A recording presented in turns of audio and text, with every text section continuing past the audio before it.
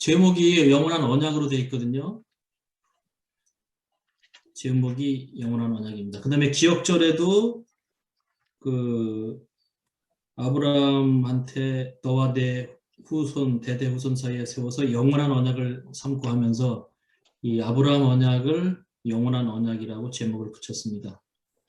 이 제목에 대해서는 어떻게 생각하세요? 이 성경에 제가 찾아보니까 영원한 언약이라는 말이 17번 나와요. 17번. 근데 그걸 다 찾아보면은 보세요. 처음으로 무지개 언약을 표징을 영원한 언약이라고 했고, 지금 우리가 보고 있는 아브라함 언약 17장 7절에 영원한 언약이라고 했고, 할례를 영원한 언약이라고 했고, 이삭과 맺은 언약도 영원한 언약, 안식일을 영원한 언약, 진설병을 또 영원한 언약, 다윗 언약도 영원한 언약, 소금 언약도 이 소재 드릴 때 드리는 거 영원한 언약, 레위와 맺은 언약도 영원한 언약, 야곱과 맺은 언약, 이스라엘, 뭐 신의 산에서 맺은 언약 다 영원한 언약이라고 말하고 있습니다. 새 언약도 영원한 언약. 이게 뭔 말이에요? 예. 영원한 언약이라는 말은 사실상 성경에 있는 모든 언약에 다 적용이 된다고 하는 것이죠. 그런데 저자는 이 많은 언약 중에서 이 아브라함 언약이 이제 그 영원한 언약으로서의 기능들을 하고 있다는 것을 강조하기 위해서 아마 여기다 이렇게 제목을 붙인 것 같아요. 정상적이라면 아브라함과 맺은 언약 혹은 아브라함 언약 뭐 이렇게 쓰는 것이 상식적인데 영원한 언약이라는 이름을 붙였습니다. 동시에 그 우리가 할례라든지 진설병, 소금, 레위 언약은 사실상 구약 시대에 다 폐지된 거잖아요. 신약 시대는 더 이상 하지 않는 이러한 언약도 영원한 언약이라고 불렸다는 거예요. 여러분 할례를 영원한 언약이라고 했잖아요. 그걸 어떻게 해석하세요? 안식일은 뭐 영원한 언약이다. 하늘까지 가서 지킨다 이렇게 강조할 수 있는데 할례도 영원한 언약이라고 했거든요. 또 레위와 맺은 언약도 영원한 언약. 제사장 직분의 언약. 또 소재 드리는 그것도 소금을 쳐서 영원한 언약으로 삼으라고 하거든요. 영원한에 대한 좀 이해가 필요한 것 같긴 합니다. 나중에 토의 시간에 또 시간 되면 함께 나눴으면 좋겠고요. 일요일 소지 보시면은 제목이 여호와 그리고 아브라함과 맺으신 언약 이렇게 나옵니다. 여기 일요일 소지는 이제 여호와라고 하는 이름에 대해서 계속 강조를 하고 있습니다. 여호와. 언약을 맺을 때 공식적으로 사용하는 칭호. 하나님의 이름이 바로 여호와, 야훼입니다. 야훼. 뭐 이 언약을 맺을 뿐만 아니라 하나님의 같은 공식 칭호가 여호와인 것 같아요. 그죠? 우리 잘 아는 대로 뜻은 스스로 있는 자고 빈도수가 6,828번입니다. 뭐 성경에 거의 압도적으로 많이 나오는 이름이고 이름만 가지고 봤을 때 성경의 하나님은 그냥 여호와시고 그 여호와는 언약을 맺을 때 사용하시는 언약의 하나님의 이름으로 이렇게 그래서 성경 자체가 하나님을 그냥 언약의 하나님으로 부르고 있다 이렇게 이해를 하면 좋겠다 생각되고 이 언약의 이 여호와라는 이름, 야훼라는 이름에는 이제 우리가 잘 아는 대로 스스로 있다, 스스로 존재한다고 하는 어떤 자존성, 또 영원성, 그러면서 그분의 품성이 영원히 또 신실하신 모습으로 이렇게 표현된 것이 바로 여호와, 야훼라고 하는 것입니다. 그 다음에 이제 이것을 호세아 12장 5절에는 기념칭호라 이렇게 말해요. 기념칭호. 우리가 어떤 새로운 이름을 붙여줄 때 기념을 한다고 했을 때 기념 혹은 기억하는 칭호 여호와라고 한 것이고요. 그래서 다른 어떤 이름보다도 이 영원한 언약에 가장 잘 어울리는 이름이 바로 여호와가 아닌가 생각이 듭니다. 여기 교과에는 안 나왔는데 이 고대 언약 종주권 조약이나 고대 근동 지역의 언약을 체결하면 언약의 문서를 작성합니다. 증서를. 그때 이 맨 앞에다가 전문을 쓰고 역사적 서원을 기록하는데 그때 나오는 이 딱 전형적인 패턴이 나는 누구누구다. 나는 여호와다. 이제 우리가 레위기나 뭐 민수기나 뭐 이사야서나 많은 부분에 있어서 나는 여호와로다. 나는 이 표현이 언약문서의 그 전문과 역사적 서원에 해당하는데 이 전문은 뭐냐면 이름을 밝히는 거예요. 나는 여호와다. 이 역사적 서원은 뭐냐면 나는 너희를 애굽 땅 종되었던 가운데서 인도하여 낸 여호와다 하면서 이제 그 역사적 업적을 이렇게 기록하는 것이 이 언약문서의 전형적인 공식 형식 가운데 하나입니다. 그 다음에 이제 이거랑 더불어서 이 언약의 칭호가 분명히 여호와라고 했는데 어떻게 보면 이제 난의 구절이 하나 있습니다. 난의 구절. 바로 이 말인데요. 내가 아브라함과 이삭과 야곱에게는 전능의 하나님으로 나타났으나 나의 이름을 여호와로는 그들에게 알리지 아니하였고 하면서 아브라함, 이삭, 야곱이 언약의 조상들한테는 엘샤다이 전능의 하나님으로 나타났지만 여호와로는 나타나지 않았다는 말을 하고 있습니다. 이게 이제 왜 그러냐면 이 다음 둘째 월요일 소지에 바로 이 이름이 나오기 때문에 잠깐 지나가면서 이 문제를 한번 던져봅니다. 여기는 분명히 아브라함과 이삭과 야곱에게는 전능의 하나님 엘샤다이로 나타났지만 나의 이름을 여호와로는 알리지 않았다. 그 말이 안 되잖아요, 그죠? 분명히 여호와가 언약 맺고 여호와께서 부르시고 여호와께서 뭐 할례도 해주시고 그 다음에 새 이름도 지어주시고 했는데 이렇게 표현을 했습니다. 이제 엘샤다이가 이제 나오니까 먼저 취급을 하면 우리가 잘 아는 대로 엘샤다이는 이제 전능한 하나님, 전능하신 하나님 이런 뜻인데 제가 이제 굳이 구별을 하자면 여호와라고 하는 이름은 언약을 맺으시는 신실하신 하나님 혹은 언약을 성취하시는 하나님이라고 이렇게 이해가 돼요. 언약을 맺으시고 처음에 맺고 끝까지 잘 언약을 지켜서 마지막에 성취하시는 하나님의 이름은 여호와. 근데 그 과정에서 성취하는 과정에서 능력을 행사하시죠. 어떤 기적을 혹은 능력을 행사하실 때 나타나는 이름은 엘샤다이.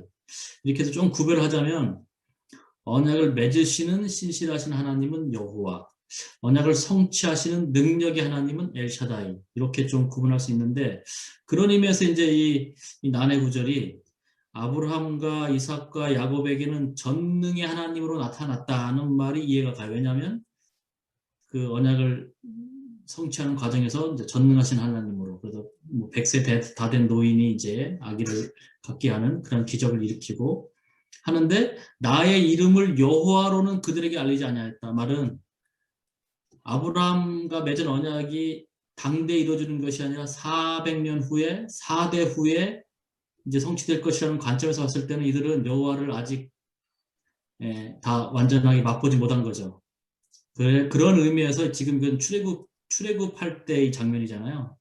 너희 조상과 맺은 언약을 내가 기억해서 이제 너희들에게 너희 조상들도 이루지 못한 것을 너희들에게 성취시켜 주겠다는 의미로서 그들에게는 나의 이름을 여호와로 알리지 않았다는 뜻이 아닌가. 그들이 뭐 모를 리가 전혀 없지만 그렇게 사용하고 있는 것 같습니다.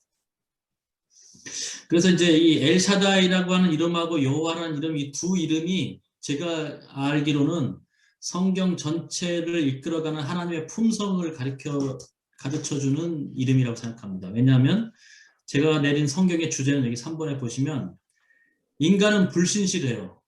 또 무능해요. 그게 대표적인 게 아브라함입니다. 언약 맺어놓고 못 기다려서 하갈 취해서 이스마엘 낳고 또 신체적으로도 이제 99세 되니까 자식을 낳을 수 없는 무능한 불신실하고 무능한 인간. 그러나 하나님은 여전히 언약에 신실하시고 이제 이 무능력한 인간들을 위해서 대신 아들을 낳게 해주시는 전능하신 하나님. 그래서 이제 그리고 그런 과정을 통해서 인간은 이제 불신해서 그 믿음이 점점 자라서 정말 하나님 보시기에도 언약 안에서 의로운 인간으로 변화되는 모습을 보여주는 것이 바로 이 성경의 주제가 아닌가 생각이 듭니다.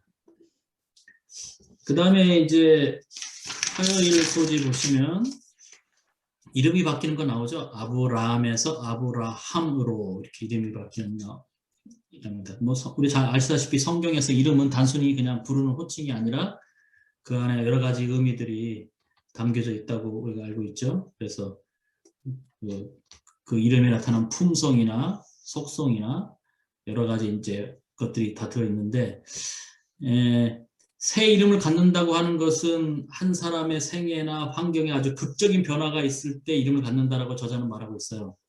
그러면서 제가 볼 때는 한 사람의 인생에서 가장 극적인 변화가 무언가, 바로 언약을 체결하는 사건이라는 거예요. 하나님을 만나서. 그래서 이제 대표적인 게 결혼입니다. 우리나라는 세계적으로 참 특이한 나라예요. 이 부분에 있어서는, 새 이름을 갖는 것에 있어서는. 그러나 결혼을 하면 여자들이 새 이름, 뭐 원래 정확히 말하면 성을 새로 바꾸죠. 남편의 성을 따라서 패밀리 네임이 이렇게 바뀝니다. 그거는 이제 언약을 체결했다는 거예요. 그래서 주인이 바뀌었다는 거죠. 새로운 남편이 주인 된다는 개념인데, 제가 알기로는 우리나라만 여자가 결혼해도 성이 안 바뀌는 걸로 알고 있어요. 혹시 모르겠습니다. 다른 나라들이 있는지 모르겠는데, 우리나라는 좀 그런 경우에 있어서 좀 특이하고 예외적인 나라입니다. 어찌됐든 언약을 맺으면 이름이 바뀐다는 개념인데, 제가 이해한 것은 뭐냐면 사람의 이름이 바뀌고, 둘째로는 하나님의 이름도 바뀌고, 세 번째로는 그 지명이 바뀌어요. 언약을 맺은 장소, 언약을 맺은 사람, 언약을 맺어주신 하나님의 이름이 바뀌는 것을 알 수가 있습니다. 대표적인 것이 이제 아브라함, 뭐 사라, 이스라엘, 뭐 그 외에 이제 이름이 바뀐 사람들이 쭉 있을 수 있겠고, 하나님의 이름이 바뀌는 것은 반드시 여호와라고 하는 것에서 파생된 이름이어야 돼요. 왜냐하면 여호와가 언약의 공식 명칭이니까, 여호와신데 언약을 성취하거나 언약에 신실하시는데 어떤 모습으로 나타나에 따라서 이름이 바뀌는 거예요. 그래서 여호와 뭐 이레, 여호와 삼마, 여호와 로페, 여호와 해서 이렇게 파생된 이름들은 바로 다 언약이랑 관련된 사건들이 있을 때마다 하나님의 이름, 여호와 이름이죠. 정확히 말하면 여호와 이름이 바뀐다기보다도 새롭게 생깁니다. 이렇게 생기는 개념이고, 또 언약을 맺을 때 그 지명이 또 새롭게 바뀌죠. 그래서 베델이라든지 뭐 부엘세바라든지 여러 지명들이 바뀌는 것도 역시 마찬가지 개념입니다. 근데 이제 교과에는 좀 특이하게 이름이 바뀐 이야기를 하면서 이 요셉의 이름이 사분의 바네아로 바뀐 것하고 다니엘의 이름이 벨드사살로 바뀐 이 이야기를 갑자기 여기서 좀 꺼내놓고 좀 토의 주제로 던지고 있어요. 왜 요셉의 이름이 사분의 바네아, 또 다니엘의 이름이 벨드사살로 이렇게 바뀌었는지. 그래서 어쨌든 이들의 생애 가운데서 아주 극적인 변화가 있었던 때이기 때문에 이름이 이렇게 바뀌었다고 설명을 하는 것 같아요. 이들은 어떻게 보면 의도치 않게 언약의 이름을 가졌던 사람들인데 이방 신의 이름 혹은 이방인의 이름을 외국어로 된 이름을 이제 붙이게 되는 그런 이야기를 여기 설명해 주는 것 같습니다. 그러면서 아브라함이 아브라함으로 바뀐 것. 그래서 지금 어느 책에 보니까 짐 갈로라고 하는 사람이 쓴 언약이라는 책이 있어요. 여기 이 페이지에 보면은 이렇게 설명합니다. 아브라함이 아브라함, 이게 발음에 HA, 하 발음이 들어갔다는 거예요. 그 다음에 사라가 사라흐 해서 H 발음이 들어갔다는 거예요. 그래서 이 사람은 뭐라고 설명하냐면 이 HA가 야훼 할 때 휘, 그의 이제 야훼라는 이름의 축약형이라 이거예요. 그래서 아브라함과 사라의 이름에다가 하나님의 이름을 넣어줬다. 이렇게 설명을 하고 있더라고요. 그래서 왜냐하면 실제로 언약을 맺을 때 새로운 이름을 주기도 했지만 언약 맺은 사람끼리 이름을 바꿔 부르기도 했다는 거예요. 바꿔 부르기. 그래서 이제 하나님의 이름으로 바꿔줬다. 이렇게 이 책에는 설명하고 있습니다. 근데 이제 아브라함이 되면서 이름의 뜻이 바뀌죠. 이제 열국의 아버지로 바뀌고, 그 열국은 그 아브라함의 후손들인 유대인뿐만 아니라 모든 이방인들을 포함하는 이름으로 바뀌면서 이 이름 자체에 이제 언약이 들어있는 것이죠. 모든 민족이 의 아버지가 되겠고, 모든 민족들이 아브라함을 통해서 축복을 받는다는 그런 약속이 여기 포함되어 있습니다. 그래서 이름 바뀌는 것, 이런 식으로 설명을 충분히 할 수 있을 것 같고요. 그 다음에 이제 수요일 소지 보면은 언약의 단계들 이렇게 제목이 붙었는데, 저는 개인적으로 이 제목이 썩 마음에 들진 않습니다. 왜냐하면 상당히 좀 이 혼란을 줄 수 있어요. 이 제목이. 예, 제가 그래서 일부러 앞에다가 아브라함 언약의 단계들 이렇게 아브라함을 가로로 쳐놨습니다. 왜냐하면 그냥 언약의 단계들 하면 언약이 단계적으로 보면 여기 3단계를 말하잖아요. 그 모든 언약이 마치 3단계로 되는 것처럼 오해할 수 있는데 물론 이제 읽어보면은 아브라함의 언약이 3단계로 이루어진다. 이게 설명하고 있습니다. 그리고 아시다시피 3단계. 첫 번째는 창세기 12장 아브라함을 가나안 땅으로 이제 이렇게 불러내시는 믿음으로 가라고 하시면서 너를 저주하는 자를 저주하고 축복하는 자를 축복하고 내 모든 민족이 너를 인해서 복을 받겠다는 그러한 첫 번째 언약이라는 말은 안 나오지만 그 약속이 1단계고 2단계가 우리가 이미 살펴본 대로 아직 안 살펴봤는 차인데 창세기 15장이 언약 체결식하는 것 85세 때 그 다음에 3단계가 17장에 99세 때 해서 이제 거의 4, 5년 걸쳐서 이 언약이 단계적으로 이렇게 수립이 되고 발전되는 과정이 있는 것으로 이 저자는 설명을 하고 있습니다. 그래서 이게 3단계로 이렇게 말하는 것은 이제 이 언약 신학자마다 다 다르게 설명을 해요. 창세기 15장에서 언약 맺었으니까 여기가 언약 체결식 한 거다. 어떤 사람은 12장에서 이미 그 언약의 요소가 들어있다. 어떤 사람은 17장에서 새 이름 주고 할례 맺을 때 이때가 진짜다 해서 하는데 이 하젤은 3단계로 이렇게 나누어서 언약을 체결하고 갱신하고 발전하고 더 구체적으로 이렇게 확장되는 그러한 모습으로 이제 설명을 하고 있는 것 같습니다. 그러면서 이제 3단계는 그렇게 제목은 그렇게 3단계로 붙였습니다. 그래서 여기 이제 교과에는 12장에서 또 15장에서 17장에서 그 세 번을 보여주고 그 단계마다 언약 수립의 세 과정이 있다. 그래서 이걸 한번 찾아봐라. 이렇게 과제를 던지고 있습니다.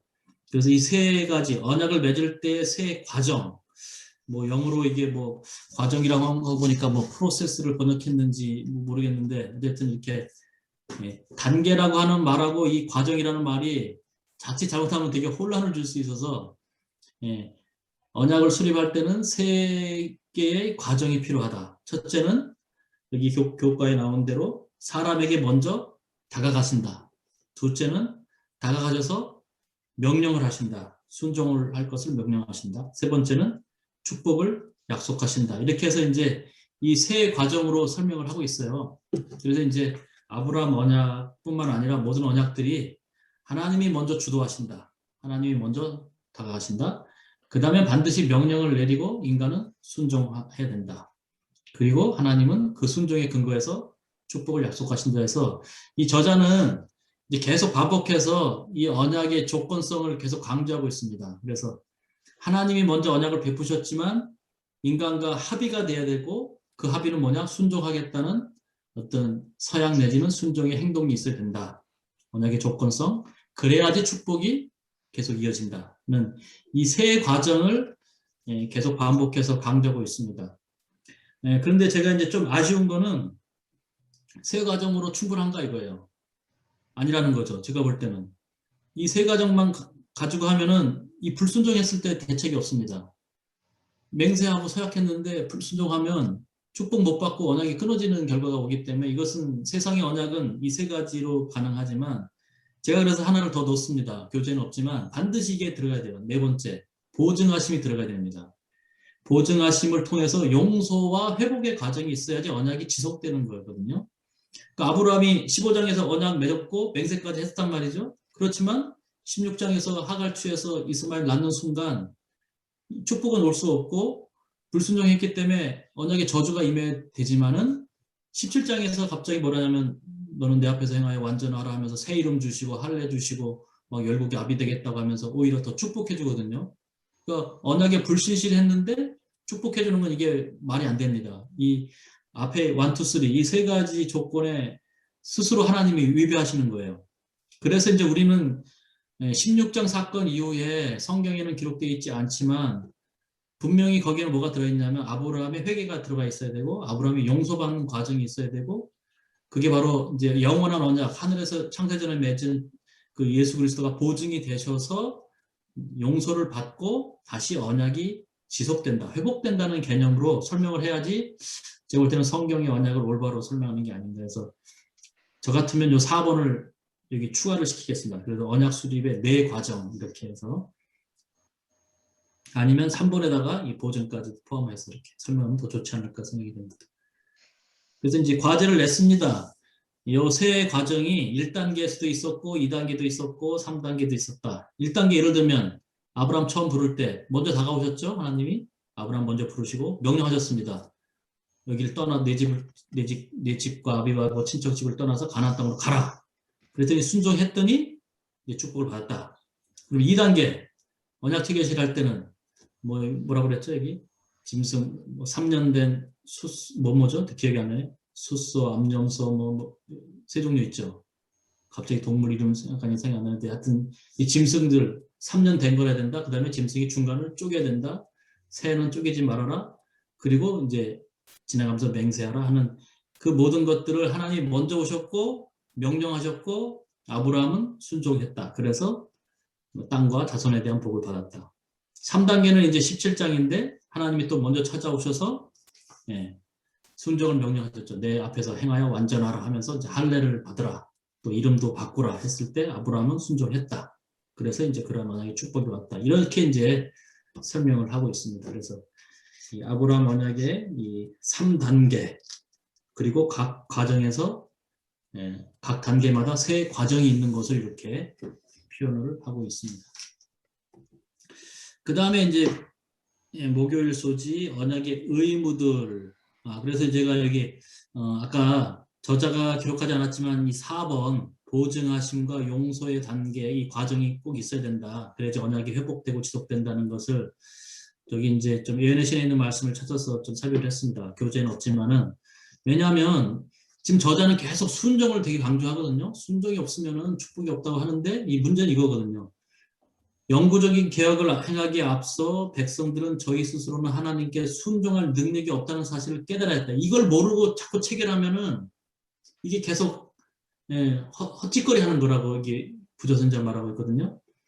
이게 지금 어떤 얘기냐면 여호수아가 세겜에서 언약을 체결하고 백성들한테 나와 내 집은 여호와를 섬기겠노라. 너희는 어떻게 할래 했을 때 백성들이 어떻게 합니까? 우리도 여호와만 섬기겠다고 맹세하니까 하는 말이 너희들은 지금 맹세하면 안 된다. 너네 언약 어떻게 지키려고 하느냐. 너희 못 지킨다 막 하니까 백성들이 아니다 우리 지킬 수 있다고 맹세하겠다고 하잖아요. 그때 나온 말이 바로 이 코테이션입니다. 왜냐하면 그 말을 왜 여호수아가 계속 너희는 언약 못 지켜. 너희 맹세해야 소용없어. 너희 맹세해놓고 못 지키면 하나님이 어떤 분인지 알아? 하나님은 뭐 질투하시는 하나님이고 진노하시는 하나님이 하면서 막 이제 겁을 주거든요.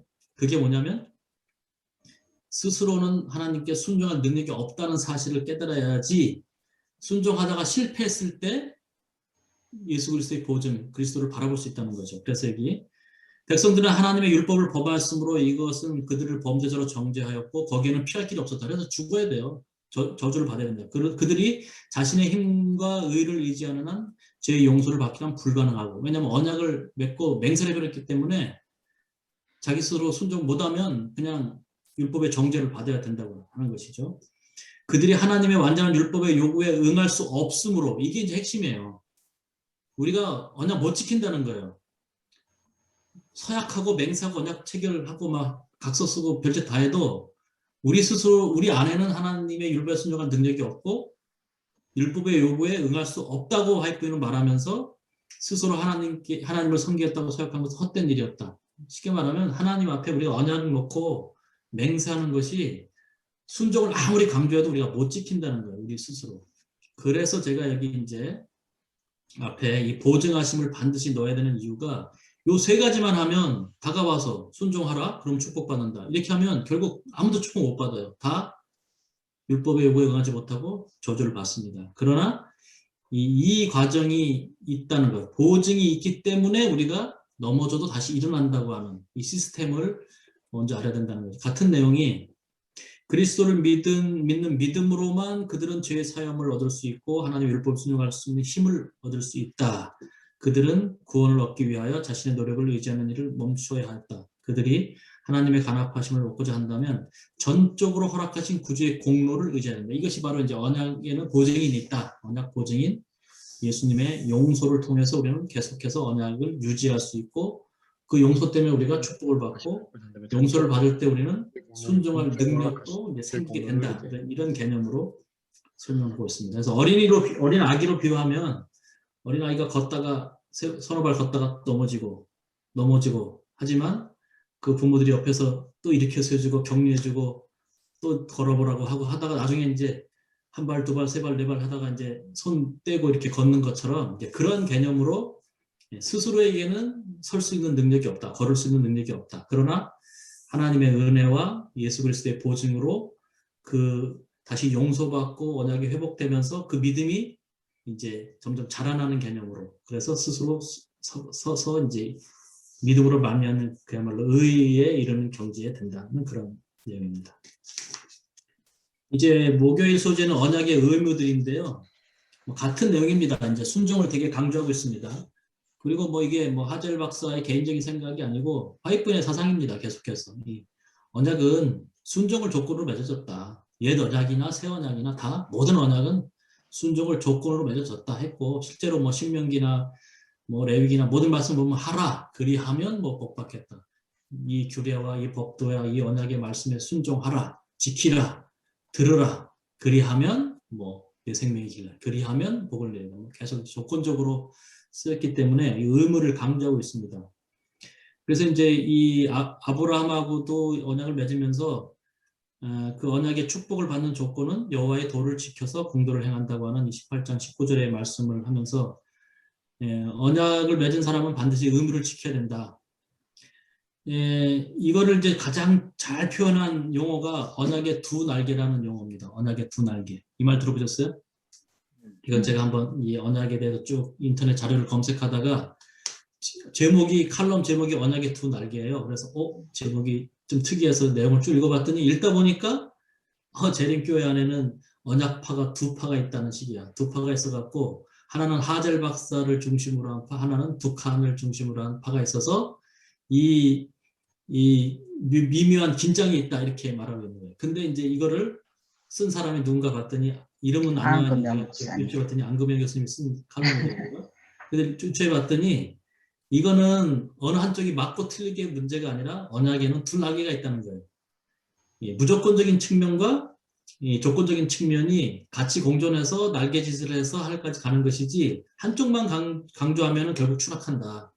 그래서 이제 그런데 이제 이 하젤 박사님은 의도적으로 어떤 조건적인 용어를 계속 반복해서 써요. 그렇지만 또 내용을 읽어보면 조건적인 것만 강조하는 게 아니라 무조건적인 것도 이 교과에 나와 있습니다. 그래서 이제 언약의 두 날개의 개념을 누군가 질문을 좀 무식하게 하면 이렇게 할 수 있잖아요. 하나님의 언약은 무조건적인 언약이다. 맞습니까? 이렇게 물어보면 뭐라고 말해야 되겠어요? 맞습니다. 아니죠. 하나님의 언약은 조건적이죠. 예, 맞습니다. 우리 안금영 교수님이 조직신학 시간에 잘 했던 말이 있어요. 질문해놓고 맞냐 틀리냐 해놓고 yes and no 답이 yes and no야. yes and no. 맞기도 하고 틀리기도 하고 이것도 맞고 저것도 맞고. 무조건적인 측면은 뭐냐면 예수 그리스도를 보증인으로 그냥 세워놔 버렸어요. 이거는 아브라함이 별짓 다 하고 신의 산에서 백성들이 별짓 다 하고 다윗이 별짓 다 해도 이것은 깨트릴 수 없어요. 무조건적인 거예요. 이 언약은. 그죠? 그런 면에서 하나님의 은혜를 집어넣어 버렸어요. 예수 그리스도를 보증으로 집어넣는 것은 무조건적이라는 거예요. 그리고 아브라함을 택했든 다윗을 택했든 모세를 택했든 노아를 택했든 다 사람들한테 조건을 물어보고 너 언약 지킬 수 있어 없어 하고 물어본 게 아니라 그냥 아브라함을 선택한 거고 노아를 선택한 거고 그러면서 일방적이라는 거죠. 그죠? 일방적으로 선택해서 언약을 맺어주고 순종하라고 요구한 거잖아요. 그런 면에서 무조건적이고 일방적인 측면이 있다. 그러나 그 언약이 축복으로 계속 수혜를 받고 언약이 유지되려면 반드시 율법의 말씀을 순종해야 된다는 조건이 따른다. 그런 면에서 무조건적이 양면성이 있다는 것이고 하젤 박사는 이제 이렇게 순종의 측면, 창세기 15장과 17장을 되게 강조하고요. 반면에 이제 북한 같은 이제 무조건적인 측면은 12장을 강조하는 겁니다. 거기에 어떤 조건이 없거든요. 그냥 들어오셔서 땅을 약속하시고 민족을 약속하시고 하는. 그래서 이제 사실은 같은 내용이다 이렇게 보고 있습니다. 그래서 이제 언약의 두 날개라는, 제가 한번 예를 들어봤는데 더 좋은 예가 있으면 설명이 가능할 것 같아요. 자녀를 낳는 거는, 부모가 낳아주는 것은 자녀들한테 미리 너 낳아주면 효도 잘할 거야, 뭐 부모한테 어떻게 할 거야 이렇게 물어보고 하는 게 아니라 그냥 일방적으로 낳는 거잖아요. 그죠? 출산. 그래서 출산은 무조건적이에요. 그렇지만 부모가 양육하면서 계속 너 이렇게 해야 돼, 이렇게 살아야 돼, 이렇게 살아야 돼 하면서 계속 이제 조건을 가지고 양육을 하는 것이라고 하면, 자녀를 출산해서 양육하는 것이 부모의 사랑이잖아요. 결국 부모의 사랑이 무조건적이냐, 일방적이냐, 맞죠? 왜요? 부부가 사랑해서 자녀를 낳아버렸고 길러줬으니까 이건 일방적이고 무조건적입니다. 그러나 양육하는 과정에서는 여전히 그 부모의 말씀에 순종하라고 하는 조건들이 붙게 된다는 것이고, 제가 자주 사용하는 비유는 이 집의 건축과 거주의 비유입니다. 어느 큰 부자가 집을 지어놓고 거기 노숙자들을 찾아가서 한 사람을 그냥 선택해서 우리 집에 와서 살아라. 공짜로 집을 주겠다. 그 대신 이 안에서는 술 먹으면 안 돼, 뭐 담배 피우면 안 돼, 노름하면 안 돼, 뭐만 안 돼 하면서 조건을 달고 했을 때, 이 집 주인이 베푼 사랑은 무조건적이냐, 조건적이냐, 뭐예요? 두 날개라는 거죠, 두 날개, 그죠? 집을 져준 거는 무조건적이에요, 일방적이에요. 그 사람 노숙자를 선택한 것도 무조건적이고 일방적이에요. 그러나 들어와서 그 집안에 사는 것은 조건이 달린 거죠. 그것을 이제 우리가 하고, 여기 이제 그것을 은혜와 율법의 관계로서 이제 이 저자는, 하나님께 우리가 은혜를 받았지만 이게 값싼 은혜가 돼서는 안 된다. 율법을 순종해야 된다. 그래서 이제 그렇게 강조를 하고 있습니다. 그래서 이제 여기 정리를 아주 잘 해놨습니다. 이 언약과 순종과 구원의 관계. 제가 이제 교과에 있는 것을 그대로 이제 요약을 했는데, 그렇다고 해서 순종은 절대로 구원의 수단이 될 수 없다. 이건 율법주의죠. 그 다음에 언약의 축복은 수혜자들이 조건을 충족시킬 때 유지된다. 언약의 조건적인 측면입니다. 또 언약들을 세우기 위해 그 조건들이 필요되는 것은 아니다. 언약을 수립할 때 물어보진 않는다. 그래서 그런 면에서 무조건적이고 일방적인 것이죠. 그래서 저자 자신도 여기 일방적인 측면, 무조건적인 측면을 이미 말하고 있습니다. 그러나 이 부분보다는 이제 교과에서는 계속 이제 순종을 조건한다는, 순종이라는 말을 되게 강조하고 있다는 거죠. 하지만 그 조건들을 지키는 것은 사랑과 믿음과 순종의 반응이 되어야 된다고 하는, 우리 어떻게 보면 재림교회의 아주 정통 믿음으로 말미암는 의를 잘 설명해 주고 있습니다. 그런데 이제 개신교의 문제는 이 조건적이란 말을 되게 싫어하고 일방적, 무조건적이란 말을 상당히 이제 강조합니다. 개혁주의 신앙, 특별히 장로교 계통에서는 이거랑 연결시켜야지 여기에 예정론이 들어가게 되거든요. 언약 사상에서 이제 예정론이 나왔기 때문에 예정을 해버리는 순간 이 사람은 그냥 한 번 구원은 영원한 구원이 돼버리고 어떤 조건과 관계없어요. 하나님의 일방적인 은혜로 이렇게 돼버리기 때문에 이걸 강조하다 보니까 이제 율법의 순종을 상대적으로 약화시키고. 그래서 이제 제가 예내신에 있는 코테이션을 몇 개 좀 찾아봤습니다. 율법의 요구와 믿음에 의해 관한 것. 여기 이제 이거를 좀 되게 강조해야 되고, 잘못 오해를 하면 이 완전주의하고 이게 구분을 잘 해야 됩니다. 이게 뭐냐면, 예컨대 율법은 하나님을 사랑하고 우리의 이웃을 사랑하고 온유하고 겸손하게 성결하게 우리에게 요구한다. 우리는 그와 같은 요구에 대하여 부족함을 깨닫는다. 그러나 우리는 사람으로는 불가능하지만은 하면서 율법의 요구를 우리가 지킬 수 없다. 그것은 불가능하다라고 전제하고 있습니다. 불가능하지만은 이처럼 사랑을 주고 겸손하게 성결케 하는 하나님의 언약을 보게 된다면서, 결국 뭐냐면 그 언약 안에 있는 예수 그리스도 십자가, 우리를 위해서 율법의 의를 이루신 그것을 보고 우리는 복음 곧 기쁜 소식을 붙들게 된다. 이게 이제 복음이라는 측면이죠. 우리 스스로는 언약 못 지킨다. 율법의 요구 지키는 거 불가능하다. 다 저주받아야 된다. 죽을 수밖에 없다. 하지만 그 언약을 붙잡았을 때 그 언약에 있는 예수 그리스도, 그분의 용서, 그분의 속죄, 그분께서 대신 이루어주시는 율법의 의, 이것이 복음이기 때문에 우리는 그걸 붙잡게 된다. 그런데 그것은 믿음으로 말미암아 우리에게 이루어진다. 곧 율법의 의가 그리스도 예수 안에 있는 믿음으로 말미암아 우리 안에서 완전히 이루어지게 된다고 말하면서, 이게 이제 율법과 이제 이 언약과 믿음의 말미암는 의를 이렇게 연결을 시키고 있습니다. 이 믿음과 행함, 아까 뭐 은혜와 율법이라고 해도 되고 또 율법과 뭐 복음 뭐 여러 가지 단어로 바꿔 쓸 수 있는 이 말을 화이트보이는 아주 적절한 비유를 사용해서 말하는데 이게 이제 장로교회나 개신교회에서 말하는 것하고 완전히 이제 우리 재림교회는 다르다는 걸 우리가 인지해야 돼요. 질문 드릴게요. 예를 들어서 우리의 구원은 전적으로 하나님의 은혜에 달려있다. 인간의 어떤 노력과 어떤 모두 필요 없고 오직 하나님의 은혜로 하나님의 전적인 자비와 은혜로 베풀어진다. 이게 이제 이전문자들 또 이제 장로교회 생각인데 우리 교회는 완전히 다르게 이 화이트보이는 말씀하고 있습니다.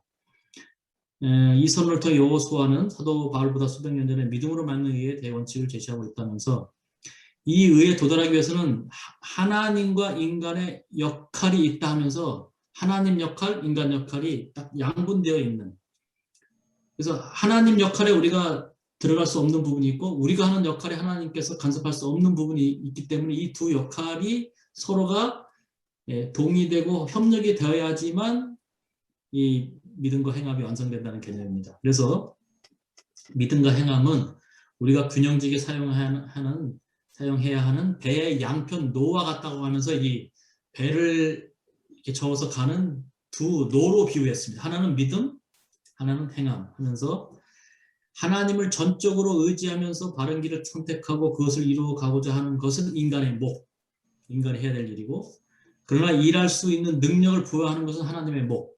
이게 두 개를 완전히 구분해서 이 두 개를 가지고 노를 저어야지 올바른 방향으로 이제 우리의 믿음이 전진해가 구원을 향해서 간다고 하는 개념으로. 그는 이 계약에서 자신의 역할을 이해하기 위해 항상 준비하겠다. 하이픈의 말은 아니고 주석이 있는 거네요. 재신교회 주석이 있는 그 배의 양편 노루다가 이렇게 비유를 하게 됩니다. 그래서 이제 성결교 계통이나 일부 이제 우리랑 비슷한 견해를 가지고 있는 교회들이 있지만은 어쨌든 믿음과 행함의 적절한 균형을 여기 마지막으로 강조하고 있는 것 같습니다. 이것도 역시 이제 율법과 언약과 복음에 관한 우리 예언신에 있는 말씀. 자칫 우리가 이제 언약을 스스로 지키려고 하도 한번 이제 우리가 율법주의로 빠지거나 혹은 또 완전주의로 빠지거나 하는데 가장 중요한 것은 언약의 보증인 예수 그리스도 그분이 주시는 은혜. 이제 여기에는 예수 그리스도를 믿음으로 받는 은혜의 언약. 이게 이제 하늘에서 맺어진 영원한 언약, 은혜의 언약이라는 말이 여기 들어가 있습니다. 그래서 이제 아브라함에게 전해졌던 그 복음이 결국 우리가 믿어야 될 그 복음의 내용이다. 이렇게 해서 이번 교과가 마쳐지는 것 같습니다. 여기까지 해서 제가 간단하게